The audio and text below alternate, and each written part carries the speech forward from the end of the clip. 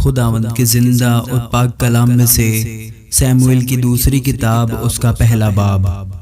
اور ساؤل کی موت کے بعد جب داؤد عمالیکیوں کو مار کر لوٹا اور داؤد کو سکلاج میں رہتے ہوئے 2 دن ہو گئے، تو تیسرے دن ایسا ہوا کہ ایک شخص لشکرگاہ میں سے ساؤل کے پاس سے پیراہن چاک کیے اور سر پر خاک ڈالے ہوئے آیا، اور جب وہ داؤد کے پاس پہنچا تو زمین پر گرا اور سجدہ کیا۔ داؤد نے اس سے کہا، تو کہاں سے آتا ہے؟ اس نے اس سے کہا، میں اسرائیل کی لشکرگاہ میں سے بچ نکلا ہوں۔ تب داؤد نے اس سے پوچھا، کیا حال رہا، ذرا مجھے بتا۔ اس نے کہا کہ لوگ جنگ میں سے بھاگ گئے اور بہت سے گرے اور مر گئے، اور ساؤل اور اس کا بیٹا یونتن بھی مر گئے ہیں۔ تب داؤد نے اس جوان سے جس نے اس کو یہ خبر دی کہا، تجھے کیسے معلوم ہے کہ ساؤل اور اس کا بیٹا یونتن مر گئے؟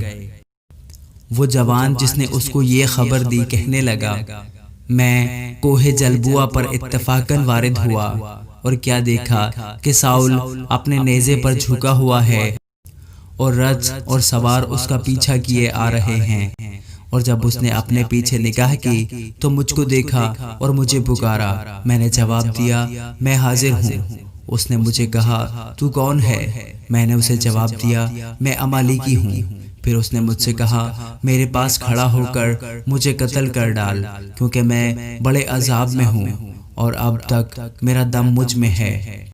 تب میں نے اس کے پاس کھڑے ہو کر اسے قتل کیا، کیونکہ مجھے یقین تھا کہ اب وہ جو گرا ہے تو بچے گا نہیں، اور میں اس کے سر کا تاج اور بازو پر کا کنگن لے کر ان کو اپنے خداوند کے پاس لایا ہوں۔ تب داؤد نے اپنے کپڑوں کو پکڑ کر ان کو پھاڑ ڈالا، اور اس کے ساتھ کے سب آدمیوں نے بھی ایسا ہی کیا، اور وہ ساؤل اور اس کے بیٹے یونتن اور خداوند کے لوگوں اور اسرائیل کے گھرانے کے لیے نوحہ کرنے اور رونے لگے، اور شام تک روزہ رکھا، اس لیے کہ وہ تلوار سے مارے گئے تھے۔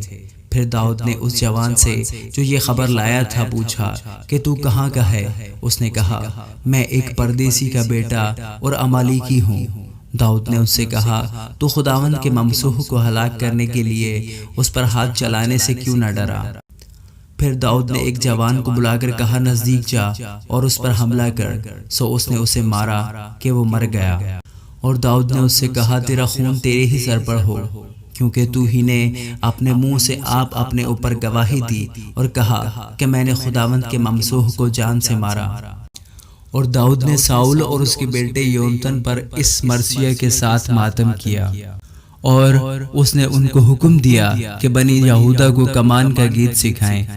دیکھو، وہ یاشر کی کتاب میں لکھا ہے، اے اسرائیل، تیرے ہی اونچے مقاموں پر تیرا فخر مارا گیا۔ ہائے زبردست کیسے کھیت آئے، یہ جات میں نہ بتانا، اسکلون کے کوچوں میں اس کی خبر نہ کرنا۔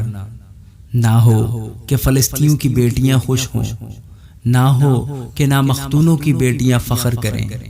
اے جلبوع کے پہاڑوں، تم پر نہ اوس پڑے اور نہ بارش ہو اور نہ ہدیہ کی چیزوں کے کھیت ہوں، کیونکہ وہاں زبردستوں کی سپر بری طرح سے پھینک دی گئی، یعنی ساؤل کی سپر جس پر تیل نہیں لگایا گیا تھا۔ مقتولوں کے خون سے، زبردستوں کی چربی سے یونتن کی کمان کبھی نہ ٹلی، اور ساؤل کی تلوار خالی نہ لوٹی۔ ساؤل اور یونتن اپنے جیتے جی عزیز اور دل پسند تھے، اور اپنی موت کے وقت الگ نہ ہوئے۔ وہ عقابوں سے تیز اور شیر ببروں سے زوراور تھے۔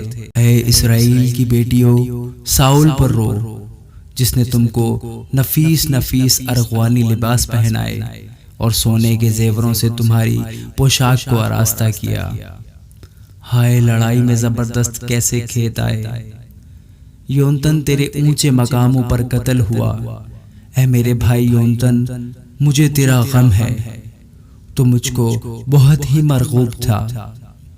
تیری محبت میرے لیے عجیب تھی، عورتوں کی محبت سے بھی زیادہ۔ ہائے زبردست کیسے کھیت آئے اور جنگ کے ہتھیار نابود ہو گئے۔ آمین۔